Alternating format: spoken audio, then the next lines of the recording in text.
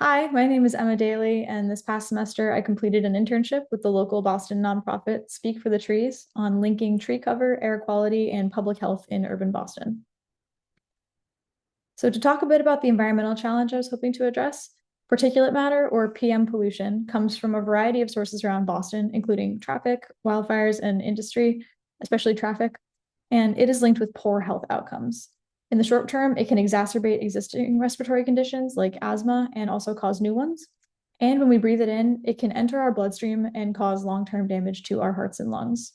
PM is classified by size. So PM10 is PM that's smaller than 10 microns. PM 2.5 is smaller than 2.5 microns and is very fine, it can enter our lungs. And trees are often proposed as a public health intervention for air quality because they can remove PM 2.5 from the air through their leaves.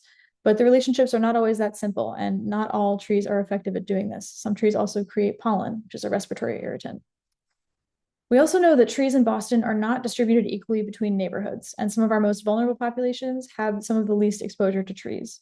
So I wanted to investigate relationships between tree canopy cover, air quality, and public health in Boston from the perspective of informing where and how to plant trees for public health. My approach was to review and communicate what we already know about tree cover, PM 2.5 pollution, and public health in Boston, to analyze some relationships between tree canopy cover and different public health outcomes, and to visualize data from community air quality sensors to help community members make decisions about their personal exposure to pollution. So I completed a literature review on PM 2.5, public health, and neighborhood greenness in Boston, which included the important finding that neighborhood greenness helps offset the effects of PM 2.5 on mortality from cardiovascular conditions, especially in areas of lower socioeconomic status. So in that case, that meant areas of high population density and high percent of people of color. I developed this literature review into a policy memo and a set of talking points for potential funders for Speak for the Trees, which will hopefully facilitate lobbying for legislation to support tree planting goals from a public health perspective. I'm also working with an author from the BU School of Public Health to make a graphical abstract for these materials, highlighting this finding that greenness improves public health outcomes from exposure to PM 2.5 in these neighborhoods.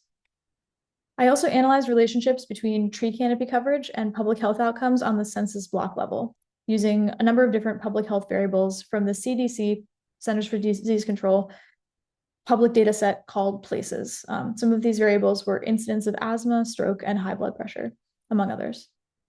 I found that these relationships were complex and not often straightforward on the census block level, which makes sense given how many sociological and economic factors go into determining our health. However, I did find that depression had an inverse relationship with canopy cover, meaning that people in neighborhoods with more trees tended to be less depressed. So these are the census blocks split up by level of canopy coverage from high, medium, low, and lowest. You can see that the incidence of depression self-reported was lowest among high canopy cover neighborhoods. Finally, I did some data visualization to support a community air monitoring effort that Speak for the Trees is undertaking with support from the EPA, the Environmental Protection Agency. So Speak for the Trees placed 5 air quality sensors into the community in Roxbury this spring and collected data throughout the summer. You can see them all here on this map.